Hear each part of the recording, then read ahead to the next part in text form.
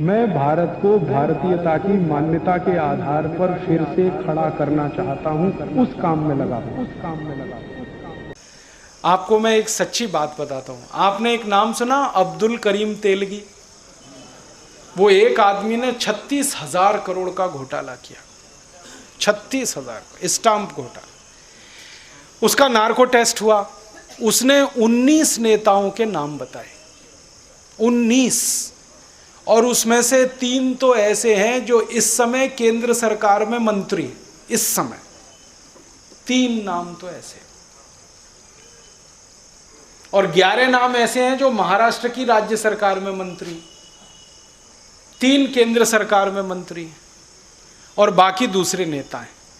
तो अब्दुल करीम तेलगी ने सबके नाम बता दिए। अब सरकार की हालत खराब ये हो रही है कि उनको उजागर कैसे करें, क्योंकि सरकार उनके समर्थन से चल रही। अब सरकार इंतजार कर रही है कि अब्दुल करीम तेलगी मर जाए।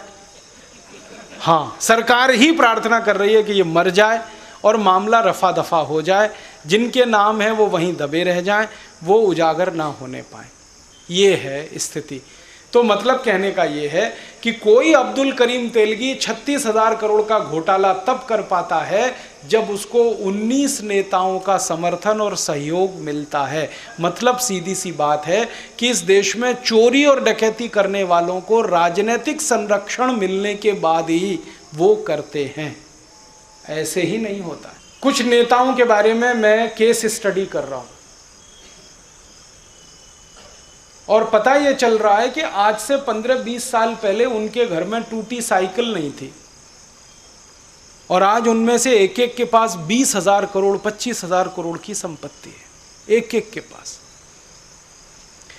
कुछ नेताओं पर जब मैंने केस स्टडी की तो पता चला कि 12-13 साल पहले वो बंबई के दादर रेलवे स्टेशन पर पालक बेचते थे, मेथी बेचते थे, बथुआ बेचते थे। मराठी में इसको भाजी पाला कहते हैं, पत्ते वाली सब्जी। और आज उन तीनों नेताओं की बंबई में 5 से 7,000 करोड़ की प्रॉपर्टी। एक नेता पर मैंने केस स्टडी किया तो पता चला 15-17 साल पहले उसकी जेब में इतना भी पैसा नहीं होता था कि वो चाय खरीद के पी सके। आज उस नेता के पास बंबई से पूना तक की सारी जमीन उसने खरीद के रखी हुई। बंबई से पूना के बीच की सारी जमीन, हजारों हेक्टेयर की जमीन एक नेता के कब्जे में। ऐसे ऐसे इस देश में हजारों हैं, एक दो नहीं। और जब नेता लूटेंगे तो अधिकारी पीछे कैसे हटेंगे? अधिकारियों ने भी लूटा है इस देश को। मेरा जन्म स्थान उत्तर प्रदेश है। उत्तर प्रदेश की सरकार में एक अधिकारी हुआ, उसका नाम है अखंड प्रताप सिंह। चीफ सेक्रेटरी था उत्तर प्रदेश की सरकार का। इससे ऊंचा कोई पद नहीं होता। आईएएस अधिकारियों के लिए चीफ सेक्रेटरी के ऊपर कोई पोस्ट नहीं है, वहां आते आते सब रिटायर हो जाते हैं। वो चीफ सेक्रेटरी के पद से रिटायर हुआ। उसके घर में सीबीआई ने छापा मारा तो 400 करोड़ रुपए कैश मिले थे।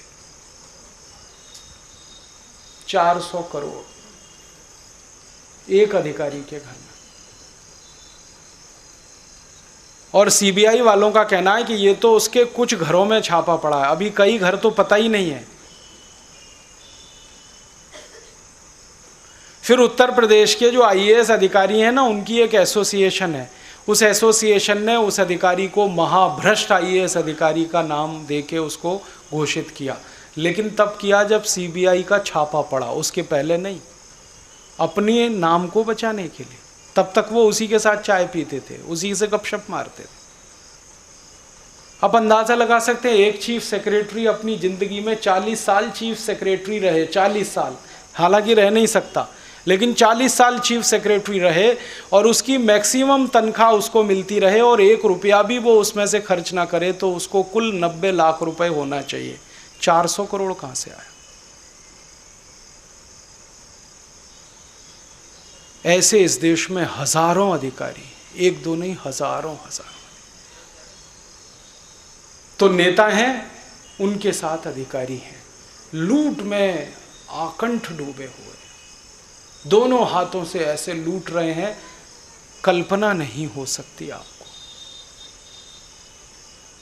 मुझे बड़ा अफसोस है ये कहते हुए कि थोड़े साल पहले हम ये सोच के परेशान होते थे, डाकू माधो सिंह, डाकू मोहर सिंह, डाकू जालिम सिंह ये आते थे और घरों को लूट के ले जाते थे, तो हम हाय तौबा करते थे। ये डाकू मोहर सिंह, माधो सिंह, जालिम सिंह तो मरे नहीं, वो तो सब जिंदा है, नाम बदल गए उनके, कोई नहीं मरा। मुझे तो कई बार लगता है कि माधो सिंह, मोहर सिंह, जालिम सिंह की आत्मा ही हमारे नेताओं में प्रवेश कर गई, और सड़क चलते नहीं है, पार्लियामेंट में बैठे हैं, विधायिकाओं में बैठे। आपको मालूम है हमारी संसद में 300 से ज्यादा सांसद हैं जिनकी कम से कम इनकम 10 करोड़ से ऊपर है। 300 से ज्यादा सांसद इस देश की संसद में वर्तमान, ऐसी स्थिति इस देश में है। तो बात अब समझ में आ रही है, वो ये कि 62 साल की आज़ादी में हमने एक ही काम किया, गोरे अंग्रेजों को भगाया, काले अंग्रेजों को बिठाया। गोरे अंग्रेजों ने लूट कर पैसा लंदन में जमा किया, इन काले अंग्रेजों ने लूट लूट कर पैसा स्विस बैंकों में जमा किया। बस इतना ही अंतर है, और कोई बड़ा अंतर नहीं। हमारे नेताओं ने 62 साल खूब पैसा लूटा है, विकास के धन का भ्रष्टाचार में डुबोया पूरा पैसा, और यही कारण से उनकी संपत्ति दिन दुगनी रात चौगनी बढ़ी है। एक साधारण एमएलए हो जाता है, साधारण एमपी हो जाता है, देखो क्या संपत्ति आती है। और एमएलए एमपी तो छोड़ दो, कॉरपोरेटर हो जाता है तो देखो कितनी संपत्ति आती है। ये सारी संपत्ति आती है आपके मेरे खून पसीने की कमाई के दिए गए टैक्स के पैसे को लूट कर, वहां से आती है ये संपत्ति। तो हमारे देश में ये जो प्रजातंत्र चल रहा है, माफ करिएगा, ये लूट तंत्र है, प्रजातंत्र नहीं है। और हर 5 साल के बाद नाटक होता है इस देश में, मैं लूटूंगा या तू लूटेगा, तय कर ले भाई। एक पार्टी होती है सत्ता में जो लूट रही होती है 5 साल से, सामने वाली दूसरी तैयार बैठी है कि अब हमारा नंबर है, तुमने लूट लिया 5 साल, अब हमको दे दो ये गद्दी। और वो आपके सामने आते हैं उल्लू बनाने के लिए कि भाई वोट दे दो, विकास करेंगे। भाई 62 साल से तो किया नहीं, तुम क्या करोगे? फिर कहते हैं जी वोट दे दो, आपकी सेवा करेंगे। तो सेवा करने के लिए वोट ही क्यों लगता? बिना वोट के भी सेवा होती है। तो वोट देकर वो सेवा का नाम जो लगाते हैं, वो उनको पद चाहिए, प्रतिष्ठा चाहिए, ताकि लूट में हिस्सा उनका बरकरार रहे। मुझे कई बार अफसोस से कहना पड़ता है कि जब आप किसी नेता को एक वोट दे देते हैं तो आप खुद उसको लूट का लाइसेंस दे देते हैं कि जा 5 साल के लिए तेरी मौज। दोस्तों, सबसे पहले तो चैनल सब्सक्राइब करें, फिर लाइक, कमेंट और शेयर करें। और हाँ, हमारा एंड्रॉयड ऐप डाउनलोड करना ना भूलें।